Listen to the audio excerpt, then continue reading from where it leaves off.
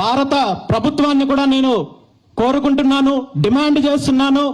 ఇంతటి మహనీయురాలైన సావిత్రిబాయి పూలే గారికి భారతరత్న అవార్డు ఇచ్చి ఆవిడని సత్కరించాల్సిన అవసరము ఉంది, ఆవిడ సేవలను గుర్తించాల్సిన అవసరం ఉందని చెప్పి కూడా ఈ సందర్భంగా భారత ప్రభుత్వాన్ని కోరుకుంటూ బీసీవై పార్టీ తరపున కేంద్ర హోంశాఖ మంత్రి గారికి నేను లేఖ కూడా రాస్తున్నాను.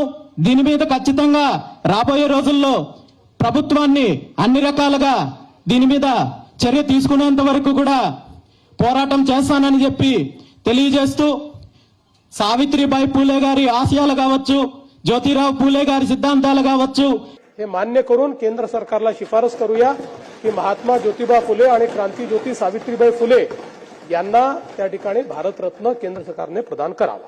आता महाराष्ट्र विधानसभा नियमाच्या नियम 110 नुसार महाराष्ट्र विधानसभा याद्वारे क्रांतीसूर्य महात्मा ज्योतिबा फुले आणि क्रांतीज्योती सावित्रीबाई फुले यांना भारतरत्न या सर्वोच्च पुरस्काराने मरणोत्तर सन्मानित करण्याची शिफारस भारत सरकारला करीत आहे.